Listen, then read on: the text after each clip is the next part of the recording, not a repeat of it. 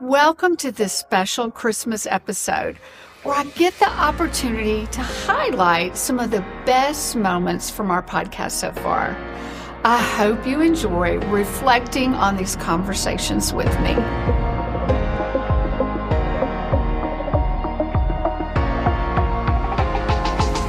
In this first clip, you'll hear from Brian McCullough, my original videographer at Naturally Slim. Brian lost 90 pounds while working with me and has kept that off, plus an additional 40 pounds for over 11 years. This 5-minute clip gives you a sense of who I am, why I love helping people, and how I discovered my passion in Naturally Slim, which ultimately led me to this podcast. And Brian, we have known each other for a couple of decades. Long time. Because just like you're seeing us filmed now, Brian, for decades, did all my filming for a program I had called Naturally Slim. So we're going to talk some about Naturally Slim. We're going to talk about Brian. He is just a weight loss miracle himself. And Brian, we're so glad you're here today. I can't thank you enough for inviting me. Anytime you call me, I'm going to be there because I just love spending time with you. And I'm excited about Insights with Marcia. I can't wait to hear about the wonderful stories that you're going to hear from a lot of people. And I know a lot of people are grateful to you, and I certainly am. I have been a Naturally Slim participant and lost a lot of weight. I was in the video business for a long time. That's how we met. And a number of years ago, I transitioned. I'm now pastor at a church. And so my life certainly has not gone the direction that I thought it would. But I think a lot of ways you were instrumental in preparing me for the things that were going to come across in my life, personally, professionally, and all the above. So I'm excited to get to thank you for that and talk about my story. But your story is incredibly fascinating. And a lot of people don't understand exactly your background. And so I would love to ask you some questions, if that's okay. Sure. Before we get into the personal, though, you and I met because of Naturally Slim. And Naturally Slim is such a significant thing that I'd like to ask you about that. So tell us exactly what Naturally Slim is and how it came about, because that's a pretty interesting story. Yeah.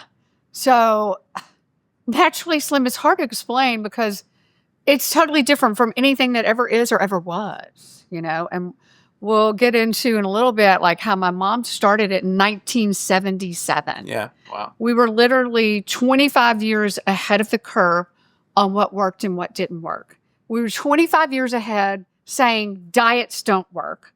And it's so funny because people today say diets don't work, but then they put you on a diet. Mm-hmm.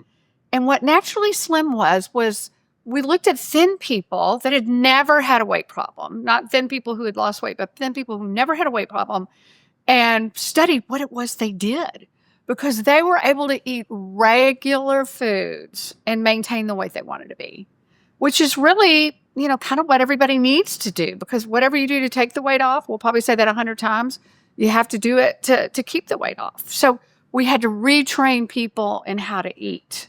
And we did this through classes, because it really wasn't a diet where I hand you the sheet, Brian, and go, okay, you eat X amount of calories, or you eat one from every category. You know, I might not like one from every category. So we studied thin people. People loved us. We really spread the majority of the program to corporations. Corporations realized how much healthier we got their employees. And we worked through that. And it was so funny because HR helped employ or deploy the program. And they said, we love you. HR only gets complaints. And now they're like going, we love this program. Oh, I have to tell you one quick story. When I was first getting started in the corporate world, the people that were they were thinking about partnering with me, there was a certain company that did all the booking for a particular airline that's local. And they gave me a group of people, and they gave this doctor a group of people. And the people in my class got to eat all foods. They could have their Mexican food, their hamburgers, whatever they wanted. And they were losing weight. And in the doctor's class, it was really more of a diet. And the people in his class kept asking if they could get out of his class and join the other class.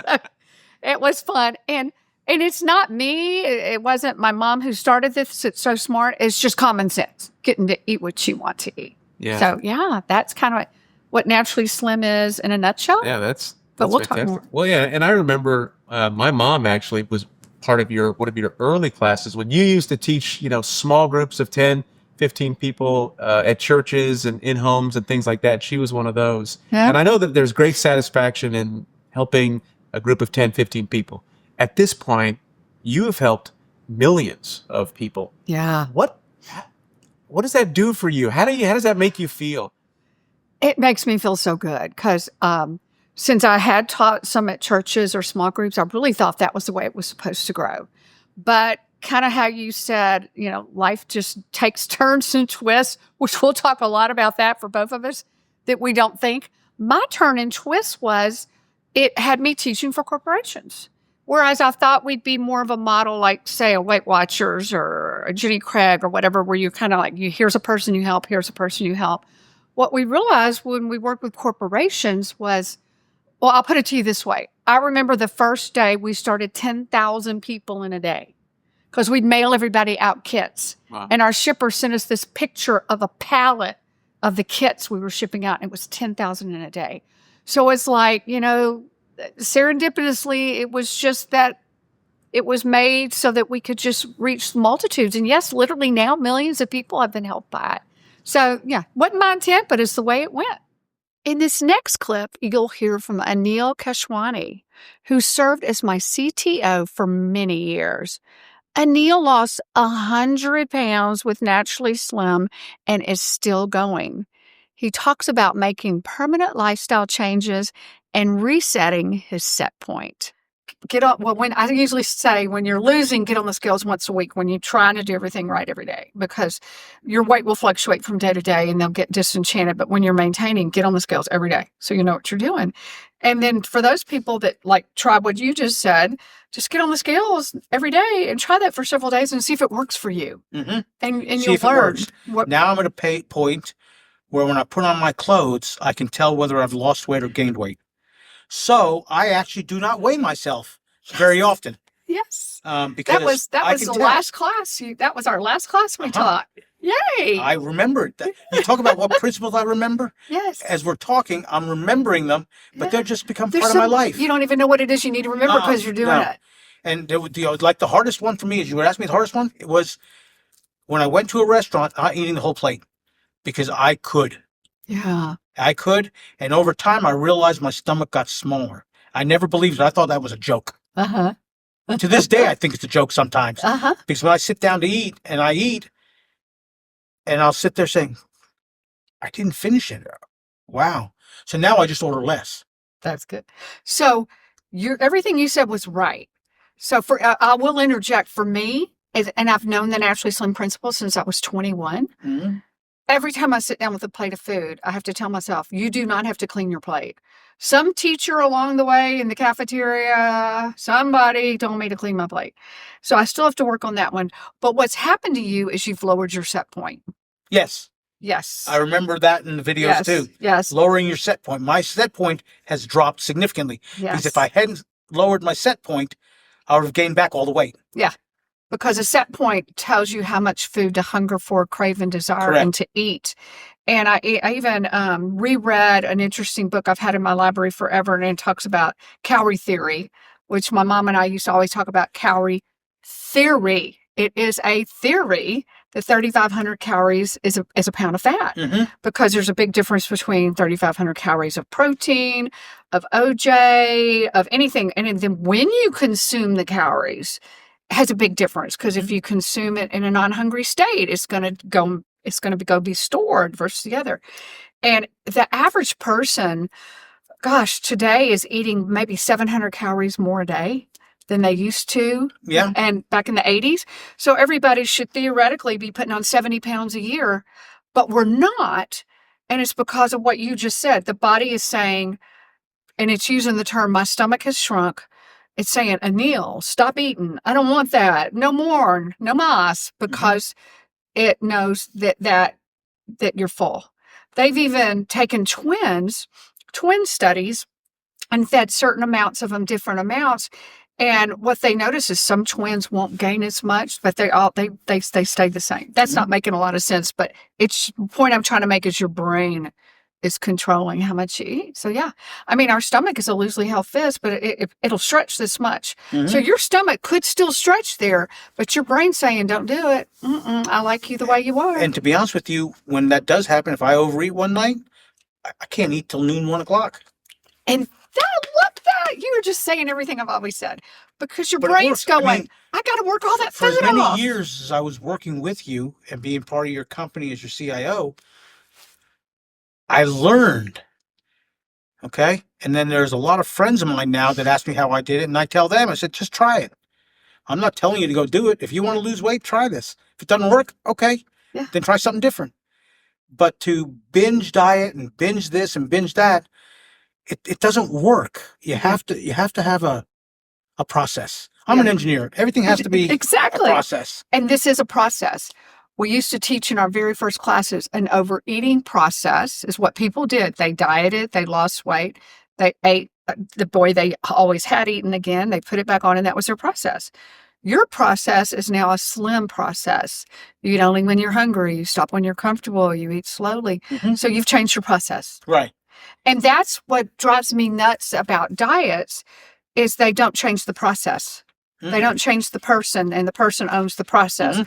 They just briefly change the food, but they never change the person.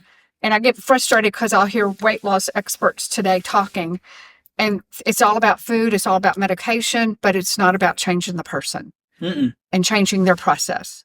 In this clip, Diane Geracie, one of the creators of Barney the Purple Dinosaur, shares heartfelt stories from Barney's visits to children's hospitals, and she discusses a Harvard study showing there were over 100 teaching moments in every episode. Make it anywhere. And so that's where we were focusing, and we were doing well. It wasn't great, but we were doing well. And then, but as we grew past the first 3 videos, we did, and we got onto PBS, we did change the way Barney looked. So then the interest was, well, we went to see Barney in person. And so at the time JCPenney moved down from New York into Plano, we got to know some of the people that worked there. And they said, well, come to the mall and do a performance. And so I contacted Collin Creek Mall saying, how do we do this? And so we have a time. And so, to go back, we sold this product in with the babysitting co-op that I was a part of. So when I was raising the kids, we had a babysitting co-op in our neighborhood. And so I went to the women and said, hey, during nap time, if you could sell these in, we'll give you blah, blah, blah for anyone that you sold in. And so that got that going. And so the babysitting co-op was key in this. So now the babysitting co-op knows and loves Barney, right? Yeah. And so Collin Creek Mall, I was freaked out the day before, like there's not enough people coming. What if Barney's there all by himself and nobody shows up? And anyway, I was kind of worried. Did you put an ad in the newspaper? Yes, but I wasn't hearing anything. Yeah, that's about all we had back then. That's all we had. So there was no response like, I'll be there. Yeah. Nobody did that. And so I wasn't sure. And so I called the babysitting co-op. I called everybody to say, please come, please come, please come. I need somebody there for photos. And so anyway, the time comes. We're all there. Barney's all there. And the strollers start coming. And the strollers keep coming. Oh my God. And we're having the opposite problem. Oh my goodness. Call security. We had so many strollers, we didn't know what to do with them. So many people were there. There were lines out the door. Lines out the door. They were all through JCPenney. And so it was a huge success. And at that point in time, we're like, we've got something here. This is such a connection. Yeah. This is such a connection with this character and the young child that they stand in line forever. They'd leave the stroller in the parking lot and walk the child in. They just wanted to get close to him and touch him. So that was a turning point, like a realization. Kind of like a sign. It's yes. Okay. Yes, a realization. There's something to this. Something to it. There's a magic to Barney. There's a beautiful magic and love between Barney and the child. Yes. And so we honored that, completely honored that. And that was our focus in everything that we did, is every product that we came up with, every thing that we did was, does this work for the child? Does this work for the child? So in everything we did, we had educators review everything. We had multiple people review every script.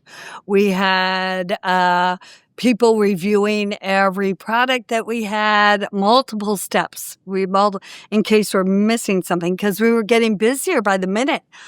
Busy. We were a small, very small company at the time. So very small. Wow. But it grew very fast. Yes. Wow. In fact, you said Barney had a fan club that started kind of early on. Tell me about the fan club. Yes. So that connection that we spoke of, we created a fan club. And at the time it was, you get something in the mail every other month or so. You get pictures of Barney. We would send you a little play thing like cut this out, connect the numbers, whatever it was, we would send them a little something, and then we would always tell them stories of what Barney's been doing and what Barney is up to, and then the connection to the child was there. So we always were thinking, how can Barney connect with that child? So we would have Barney call each child on their birthday. Oh my God. On their birthday, to wish them a happy birthday and sing them a song. Wow. And talk to the parents a little bit and say, I love you. I love you. So that would probably be almost a full-time job. It ended up. Yes. At the beginning, it was manageable, but then it was more and more. So we had different voices for Barney. So we had different voices for Barney. So we had different Barneys calling because it was it built. Yes. It built. Yeah. Yes. Yeah. Oh my gosh. Okay. I mean, if you love Insights with Marcia and you want even more, I have something for you. Go to my Patreon page, and there you'll be able to watch ad-free episodes that come out early, bonus content every week, my personal show notes, and you may even have a chance to get your questions answered on the podcast. So for $5, $10, or $20 a month, we will keep this conversation going.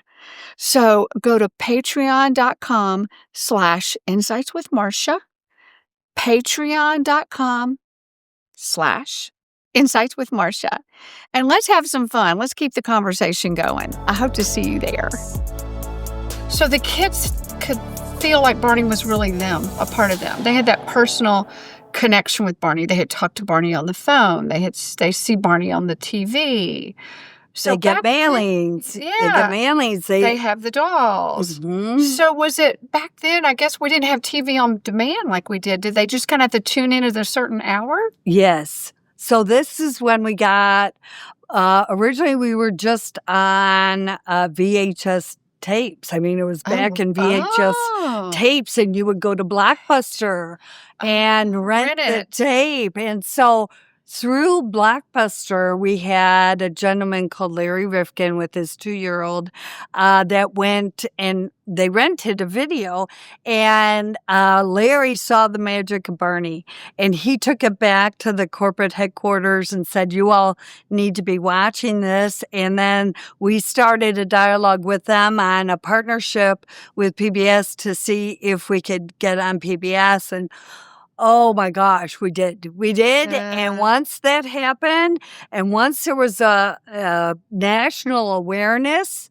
of Barney, all of life changed for us. Oh, I bet. All of life changed for us. So your kids were young. What were your kids thinking or saying about Barney? They're all different. Like what Cheryl and Kathy's kids, my kids, and other kids that were, working with us, and we're shooting in the studio. All of us, and some kids loved getting in the studio, and others, maybe not so. They all had different, what they wanted, but it was fun for them because they could kind of connect with them. But they were our focus group. We had a built-in focus group. And a built-in focus group. On Sundays, I come from a very large family, and on Sundays, I would take potential products to my parents' house. We'd have Sunday dinner over there, and I would just put it out on the floor, and we were all having kids, and I would just watch who picks up what and who plays with what to see if there was interest. And so those kids were really hopeful. They were very helpful to the success of Barney. Research. Yes. Yeah. In this clip, Navy SEAL Drew Forsberg tells a story from a mission that turned out to be nothing like what his team expected. It is a real cliffhanger from the beginning to the end. What I found out right away was start running. That's what the recruiter told me. And the way the Lord worked it out, my dad was running a construction company, and he got a phone call from a guy, and the guy was like, "Hey, I'm doing the Navy SEAL screening test. I just want to get directions for your organization and find out when I should be there, next Saturday." And he's like, "This is a construction company. I think you got the wrong number here." But my son, as of a couple days ago, says that he wants to go join the SEAL teams. So tell me more. Where are we going? And so the short of it is, I got to go out and watch a bunch of guys that were trying to get basically waivers to go into the SEAL teams.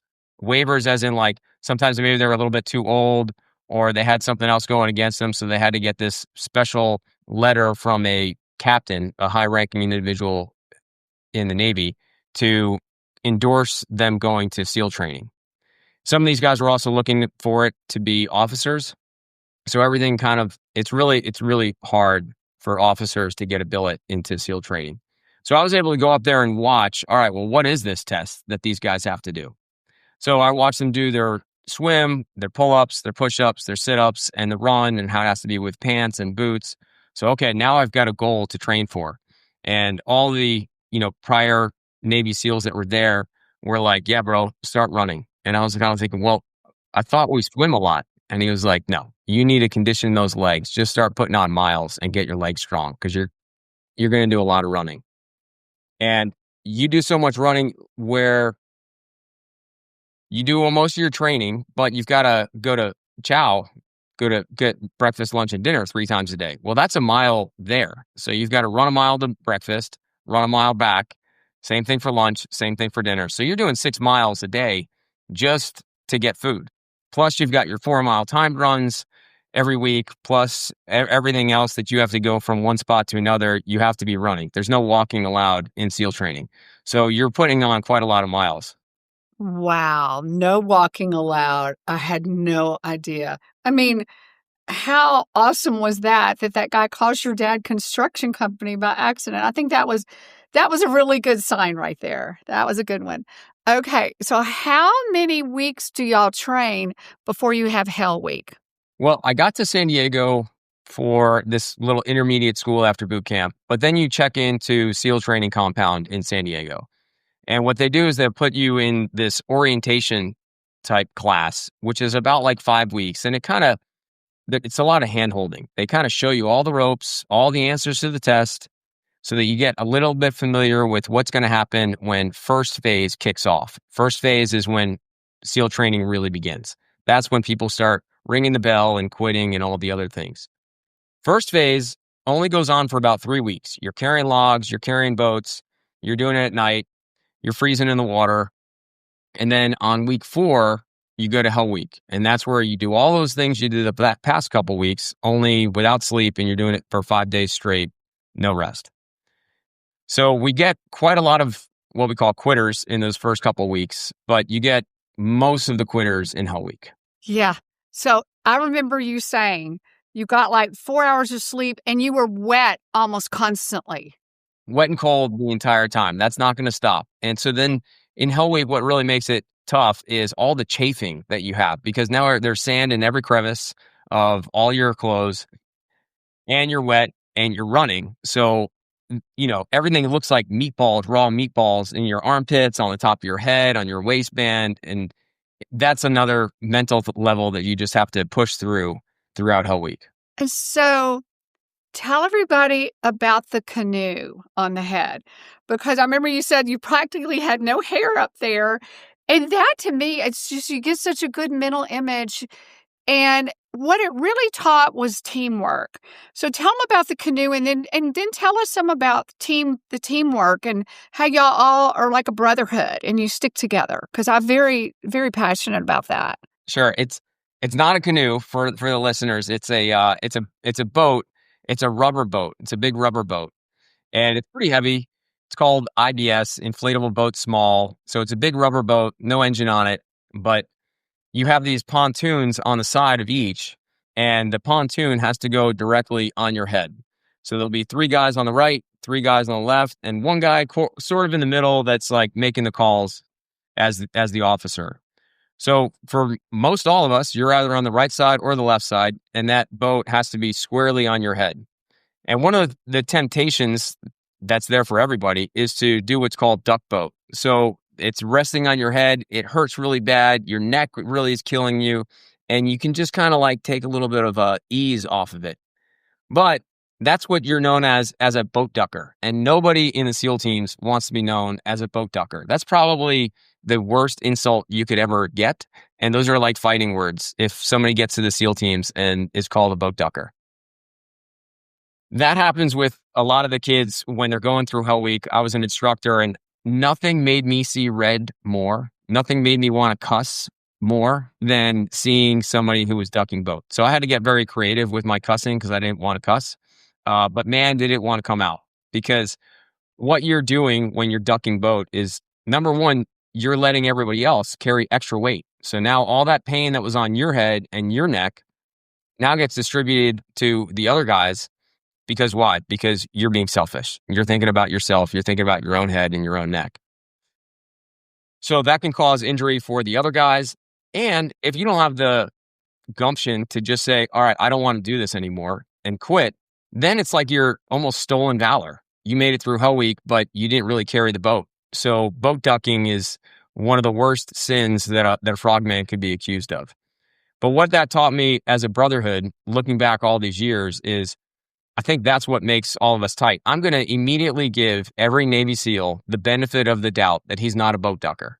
That if it came down to it, he'd be willing to break his neck for me, just like I was willing to break my neck for them. And I think that sets us aside a little bit from a lot of the other special operations communities. They have hard selection courses, but when you're carrying a heavy rucksack by yourself, it's by yourself. You can take that rucksack off and what they say, jump in the truck at any time, meaning like, I don't want to do this anymore. You take your ruck off. There's a pickup truck driving next to you, and you throw your ruck in and you're like, I'm done. But with the boat, you know that if I take my head off from underneath this boat, if I quit, then all my other teammates, these guys that I really do respect and admire, they're going to be carrying extra weight for me. So that, I think, sets us aside from that brotherhood, because I'm always going to be able to give everybody the benefit of the doubt that they will probably do the same thing for me that I would do for them. Yeah. And I bet when you go out on a mission, it's like you would risk your life for the other guys out there with you. Goes over. Yeah, when we do what's called a close quarter combat, meaning you're going to go do a house raid. Well, when I go through a door, if I'm the number 1 man, my first job is to point my gun in the corner of the room as opposed to the center of the room, even though that's most likely where the threat's going to be. But I'm pointing it at the center of the room because there's a guy coming in behind me and he's going to point his gun at the other corner of the room. So if there is somebody hiding in the corner, they're not going to shoot me in the back because he's going to be facing him. So he has my 6. He's got my back. Literally, when we say that term, does he have my back? That's what it's referring to. When you go in to do a house raid, is that person going to back you up 100%? They're going to risk their lives. They're going to present their front to the corner of the room, and then we'll clear the rest of the room together. But I've got my back turned. I don't need to worry about my back because somebody else is facing it. Wow, that gives "you got my back" a whole new meaning. And how many years were you a Navy SEAL? 22. I retired just after the 22-year mark. Wow. So you must have been very good on those missions because you're still here to talk about it. All the guns and everything else. That's good. Because I always see it as life and death at every second, which it really is. Okay. So we've talked about how you physically get ready. How did you mentally prepare? Because you guys must be very mentally disciplined. Anything you can think of that helped you prepare for that? I think going through SEALs training called BUDS, but Basic Underwater Demolition School. And you're doing that first phase where the water is cold and they'll do something called surf torture, like everyone lock arms and then walk forward into the surf zone. And then at about knee deep, waist deep, they'll tell everybody take seats. So everyone just sits down. And it's cold, the water's rushing over you, and you don't know how long you're going to be in there. That's why it's surf torture. They're going to call you out when they say it's time. Now, we do know that they have tables like, okay, the water is 56 degrees, and so therefore we can only keep them in for so many minutes. But you don't have a watch. You have no idea where and when and how long you've been in there, or if they're even going to pay attention to the times, So that's the part of mental toughness where it's like, okay, this is terrible. This is awful, but what choice do I have? I can quit or I can just stay here. And I think mentally for me, I looked around and was like, all right, well, if everyone else is still here, then that means I can still be here. And I remember there was a point in Hell Week where I kept hearing the bell ring and I thought the instructors were just messing with us. But through a glimpse in the moonlight, I was able to look over and see a big line of guys ringing out. And then when they reconvene everybody, because like I said, when you're carrying a boat, you got to make sure that you're aligned with guys that are about your height. So they'll always say, height line, give me a head count, sir, to the main officer of the class. And he'll say, okay, these are how many people we have. And then he'll start naming off the people that have quit. So the instructors know how less of a number in the class we have. So when he says, this guy, all DOR, dropout request, meaning they quit. I was kind of like, oh, wow, I never would have expected that guy to quit.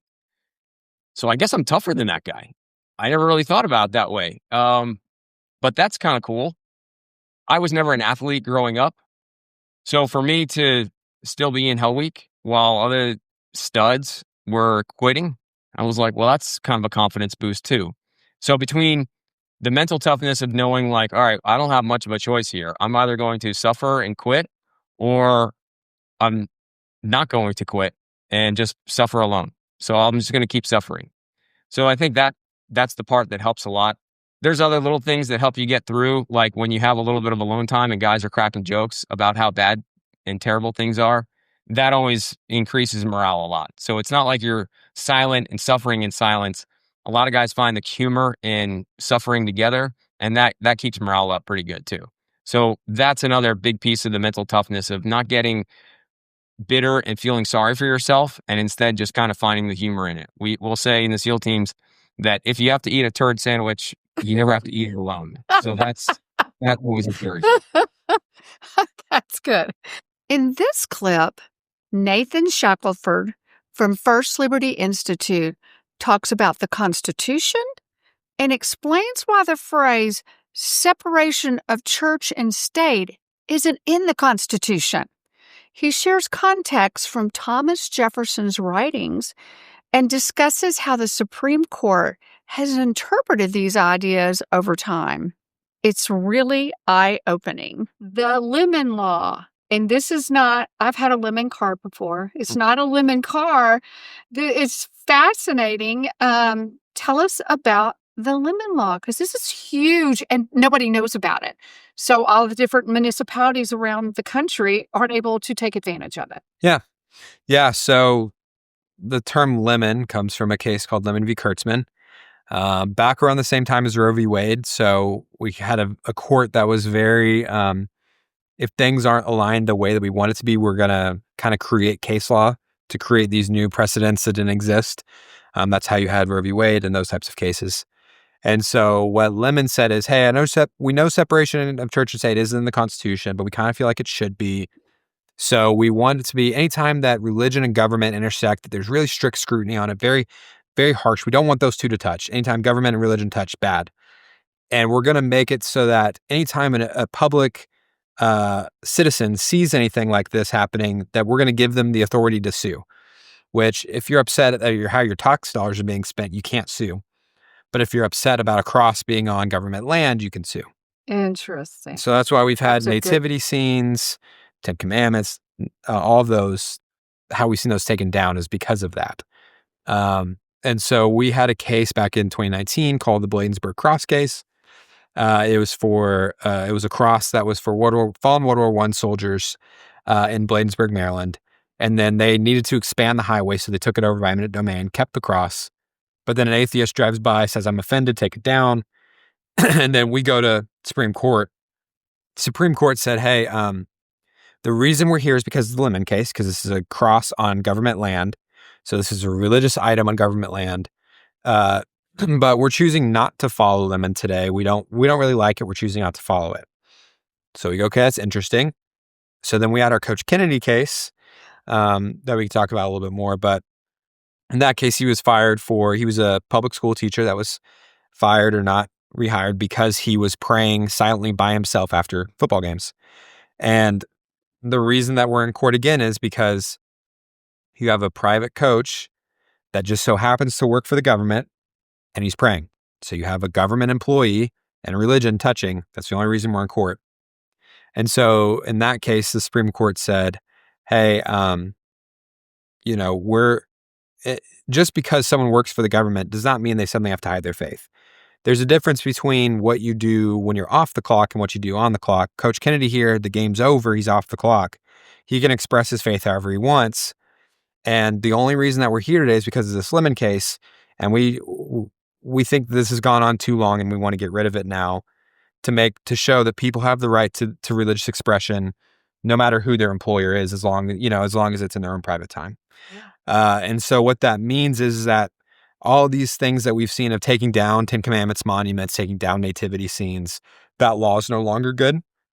And there's actually a historical tradition of having Ten Commandments and nativity scenes and crosses to the founding of our country. And so there's historical value of having these things. And so if we go in and we say, hey, Lemon's no longer a good law, we want to put a nativity scene on our fire lawn for Christmas. You have the ability to do that. That does not violate the Lemon law that no longer exists. In this clip, Cheryl Merv describes her recent visit to the White House, where she decorated the office of the Chief of Staff. She gives us an inside look at what it's really like behind the scenes at the White House.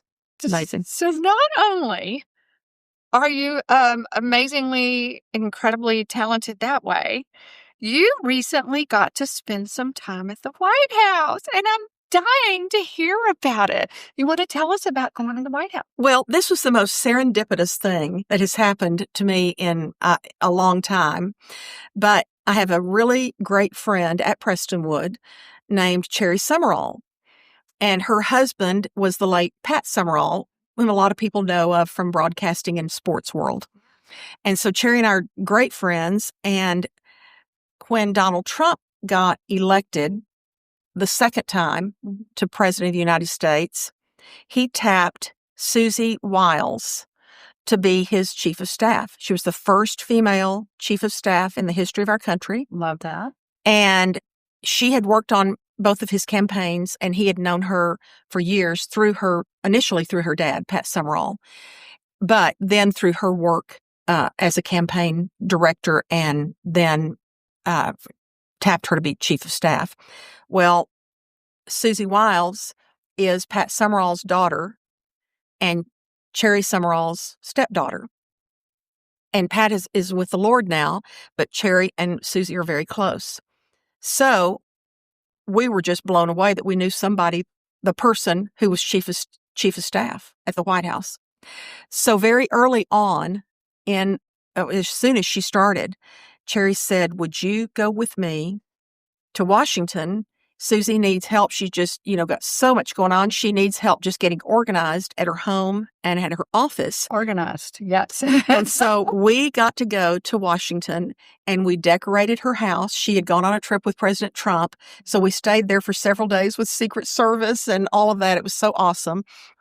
And decorated her home and then decorated her office at the West Wing. Wow. Which I'd never been in the West Wing. No. And so that was just, oh my gosh, so surreal. I can't even tell you how surreal it was. We stayed many days and then we got to go back in Easter for the Easter egg roll and got to go back into her office to put some final touches on. And both times I was in the West Wing or at the White House, I just met all sorts of people, just bumped into and met all sorts of people. It was so much fun. I loved it. Oh my gosh, that's amazing. And so, yeah, So that's my White House connection. Yeah, that's a pretty good one. That's a pretty good one. I like that. Okay. And I hear that, we hear, it depends on which network you're listening to. You hear that Trump fell asleep in a meeting. And then I was listening to Vice President Vance, and he goes, oh, yeah, when we went to Asia, or he talked about any time they're flying in Air Force One, if it's a long trip, nobody gets to sleep because President Trump will come, hey, what you doing? Sleeping and mess with you. So tell us about that man's energy. Well, he has lots of energy. He just hardly sleeps at all. Just minimal hours every night. And he works circles around everyone. And, most of the people that work, particularly in the White House, but in Washington, are young because you have to be young to hold up to the job. Yeah. And so many of the people that work there are in their 20s and 30s. But he can work circles around everybody. He's tireless. And this recent trip he took to Asia, they flew 21 hours. They were in Asia for a number of hours, 21 hours back. And everybody that went with him was just dead tired. They all went to bed. Trump goes back to the White House, changes his suit and goes out and hands out Halloween candy on the lawn of the White House forever. And the next morning, everybody wakes up and they're watching the news. And those people that were on the trip with him to Asia were like, he did what? He went and handed out candy. They just couldn't believe it. He's just completely tireless. Because there was a 21-hour flight and nobody slept. Oh my gosh, he's amazing. It is amazing. It's amazing. Thank goodness he's got. And I will tell you this, from my time in the White House, I went 2 times. The thing that I noted that was so interesting and unexpected was how unified the staff was and how much they adore President Trump. Oh.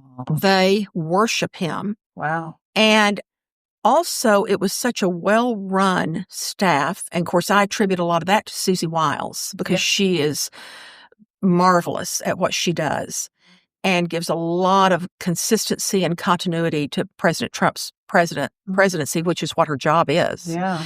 But she has done a tremendous job of that. You don't see a lot of turnover. You don't see a lot of internal fighting like you do with other presidencies. You just don't. Wow. And she has been marvelous, but people adore him. They love working for him. Isn't that great? Oh, thank goodness. Despite what we might hear from the media. Right, from the media, yeah. In this clip, my former business partner, Den Bishop, explains how healthcare policy often determines whether the blue team or the red team wins an election. The Harris campaign didn't have time to try to pivot because she was actually, if you go back in history for Kamala Harris, she was actually a co-sponsor of Bernie Sanders' Medicare for All legislation. Whoa. She not only voted for it, she was a co-sponsor of that legislation. Wow. Correct. Didn't know that. So where she was individually was not where she was as vice president. So healthcare kind of got pushed off, and we went to threat to democracy with the January 6th stuff, immigration on the Republican end, secure the border. That's kind of what this last presidential election came. Those were really the issues that they kind of were talking about. It wasn't healthcare. So here we go into midterms next year. Where was healthcare on voters' minds? Way in the background. It's not on anybody's radar screen. Yeah. So what this shutdown gives the blue team, not the red team, the opportunity to do is to elevate healthcare and healthcare inflation and cost and coverage. Use this as a time in every speech they give to talk about the cost of healthcare, drive home the message in advance of the midterm elections next year, Right. to try to elevate that. So if you look at it and say, why are we having this shutdown? I don't understand. Yeah. Kind of what are we fighting about? Well, the only thing that we're really fighting about is how much publicity can we get regarding healthcare subsidies. And this was a time trap that was set by the Biden administration, that now this little time trap, time bomb's going on. Now I can go into that if we want to. So does that mean the rules are changing? Because I'll give you a quick example. Anna, who worked for me, oh gosh, when the kids were teenagers, and sidebar, I saw her go through years of becoming a citizen, how hard she worked for it and how much money she had to come up with that she did not have. And then when Obamacare came out, she's still making housekeeper and babysitter salaries, and Obamacare did not work for her. Okay. It didn't pay out. She couldn't afford it. Yeah. So when Marjorie Taylor Greene says, I'm doing this because there's the little old lady in this house that's not getting health care, I kind of go, I never believed she got it to begin with, because I've seen it. Yeah. So is it really as bad as they're saying? So, yes and no. So let kind of take you back.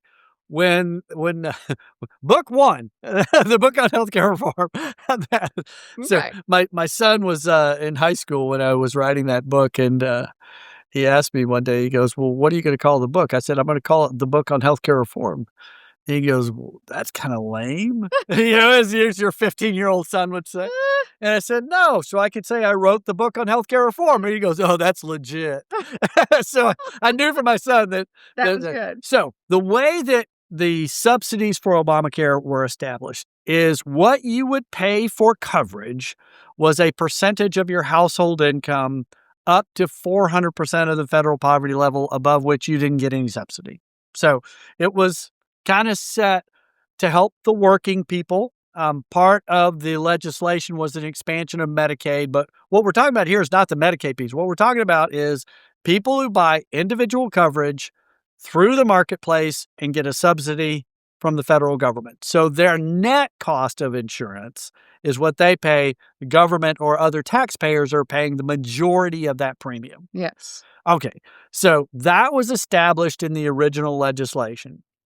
In this clip, Ellen Bailey shares the one question her boss asked that completely changed the trajectory of her career. And he says to me, what do you want to do with your career? Like, are you happy doing the job that you have? Do you want to do more? Do you aspire to do more? And since I always just kind of plugged along, like, I think I'm good at this, so I'll go do this. And I just kept moving and moving and moving down that learning and development path. And I go, I don't know, I kind of like it okay, And he, this was before we had all the video call stuff, right? So we're on the phone and he says, you're the best on the team, and everybody in this company thinks you're average. And I remember going, what?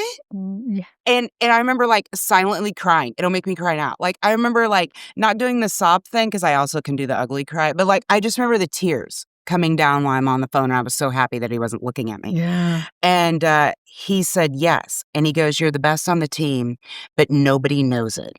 Mm-hmm. And so he was he started talking me through and asking me questions about things like passion and purpose and all of that stuff. And so then that was a true defining moment. And that literally completely 100% changed the trajectory of my career and my success moving forward. 100% changed the trajectory. And so I'm still friends with him today. And so I text him and call him every once in a while. Anyways, and this is his standard response. It's probably an auto reply. Not surprised. Not surprised. I'm like, David, I was able to. He's like, not surprised. And I'm like, but I am surprised. And so he's like, yeah, not surprised. That's so Mhm. cool. Me. And so I try to think about what were those things, those two or three things that literally were an aha for me. And can I ever share those with anybody else so they don't have to wait till they're 48?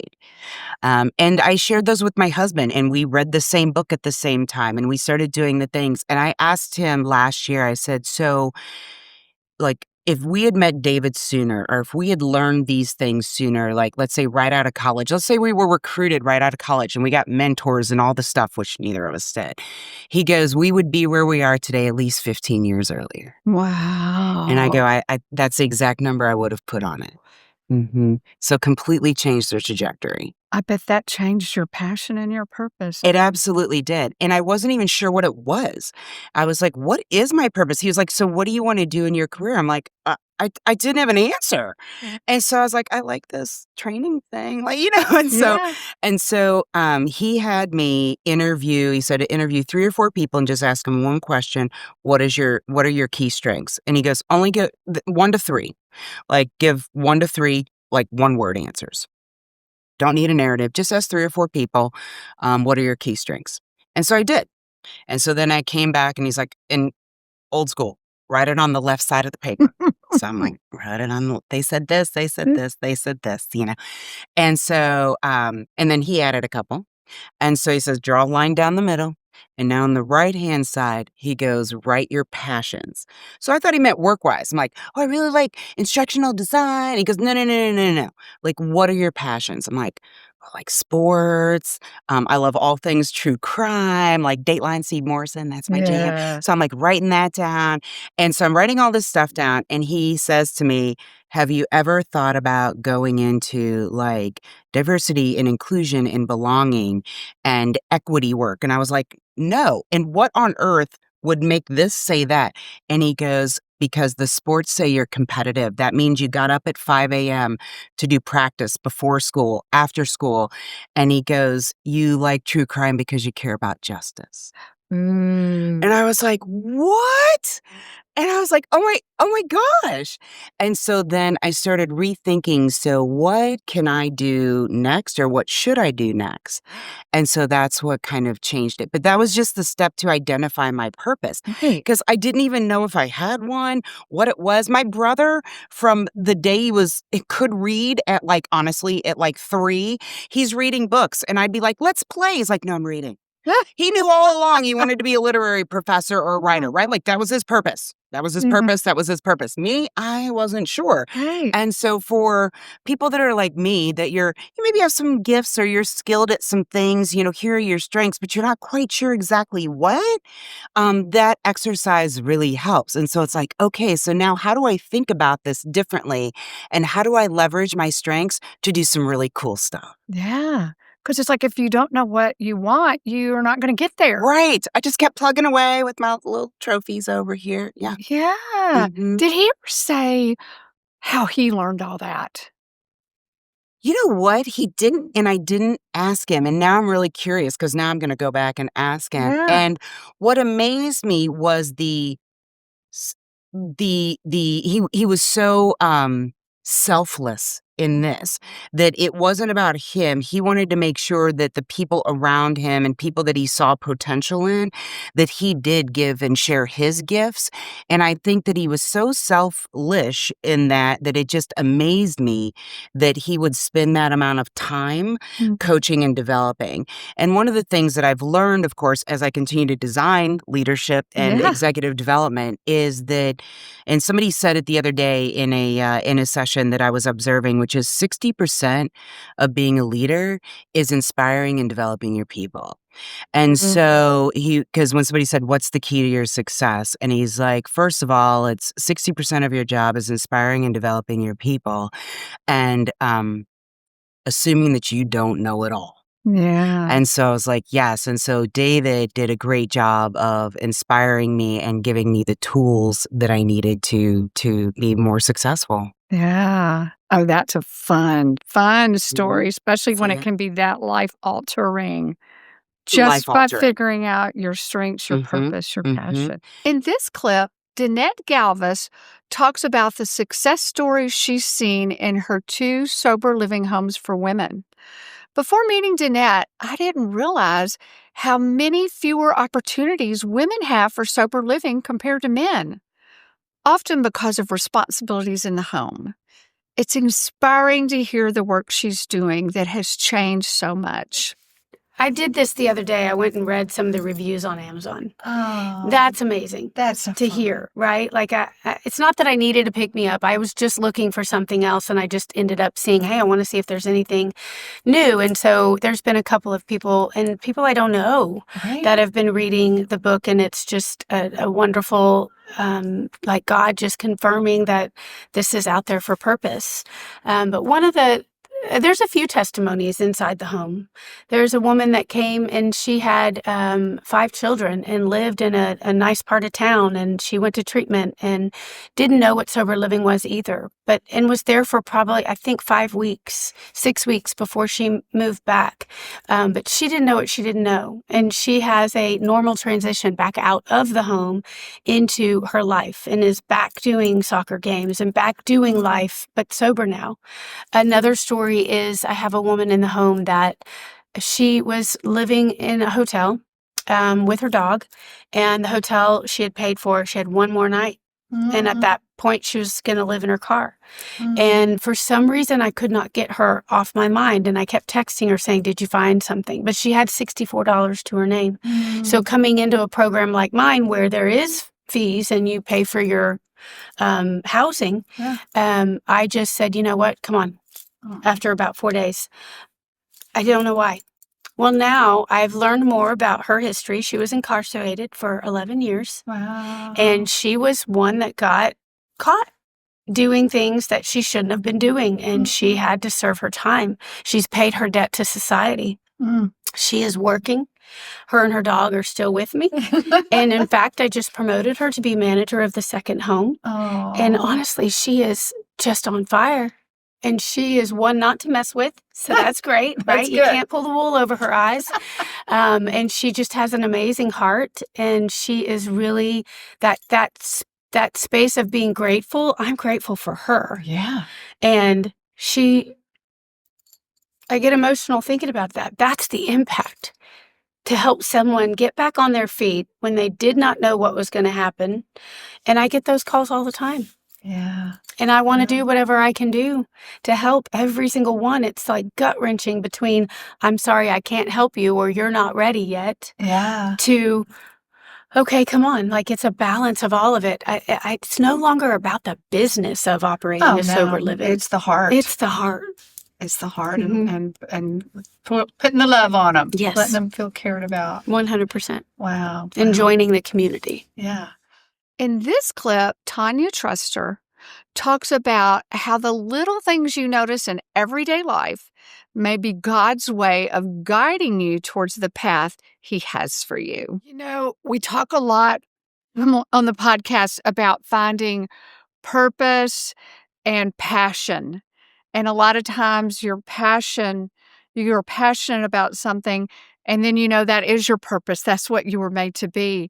And I think you just gave a great analogy of how we get those little wisp of what it is we're meant to do or should do. And it's something as small and simple as your daughter saying, oh, you published a kid's book.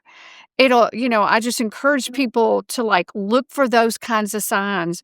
When I look at different seasons I've been in my life and what I did during those, it will, actually what I'm doing right now with podcasting, somebody made a statement to me about 20 years ago, before we were anybody was really doing podcasts.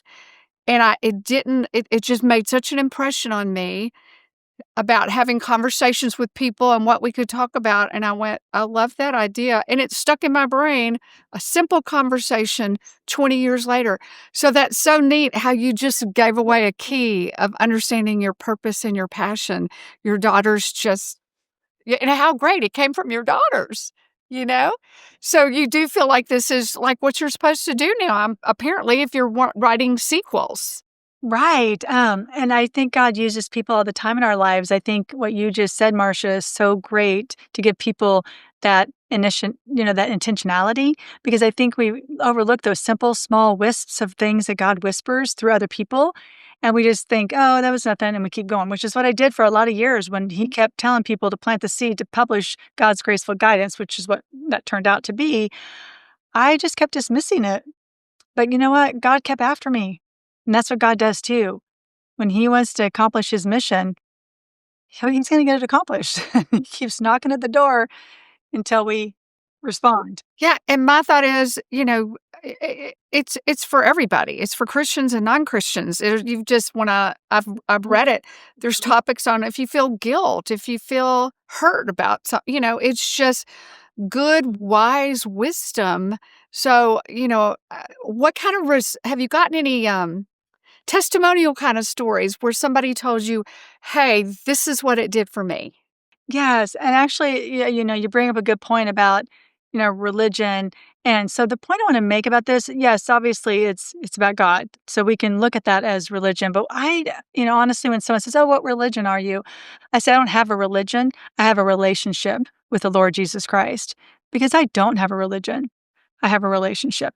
And that's how I think people should look at this book, is it's you building your relationship with the Lord. And if, you don't believe in the Lord, then that's a whole nother conversation, honestly. But you could serve yourself to read this part about the devil and Satan. Then you could read that section, because that would open your eyes up to maybe there is a God, not that I'm doubting that, but for other people that might be doubting that there is a God. And there is a spiritual warfare going on in our midst. And so this is what this book is for, is to help to not transform yet, but like inspire your faith in God, which would ultimately inspire your faith in yourself, to give yourself the confidence to do whatever God may be calling you to do, but then also that ultimately transforms your life. And it's not because I wrote it, because these are not my words, these are God's words, because it's all scripture-based.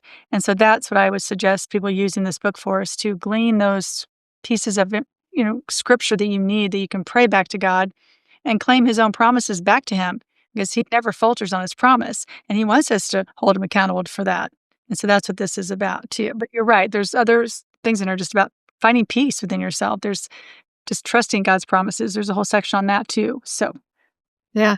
So did your girls or somebody in your Bible study come back with any I was down in the dumps and it just did this for me then? You got any good story or two like that? Yeah, and honestly, there's a wide variety of stories that I can share with people, but I will say that there is a section in there for everyone. And most of the sections I've found that most people come back and say that helped them the most is the trusting God's promises section, which is the last section in the book. What stories I've been told and testimonies I've been given by people is that they carry this with them in their work bags. They have it in their work bags. When they go to work, they can pull it out. People that have a desk, they put it in their desk. If they're remote, they just have it on their desk in their home. People have told me that they have this on their nightstand. They always have it with them, because whenever they're in a situation where they need to claim a verse just to get their heart right or their mind right, or just to calm their spirit, they can turn to this very quickly. And so that's what people have told me, that this is such a great resource for them, that they carry it with them all the time, so they can actually pull it out. And this is not to replace the Bible for anyone. So if someone carries their Bible all the time and that's what they refer to, obviously amen to that, because that is what you should be doing. But this is just something, if you want just a quicker reference point and specific to the different topics that are laid out in here, that's what this is for. It's not to replace your Bible reading. Well, I hope you enjoyed these insights. It has been a wonderful year for Insights with Marcia. I hope you have a joyful holiday season, and I look forward to being with you again next year. We have amazing guests ahead and plenty of insights to share.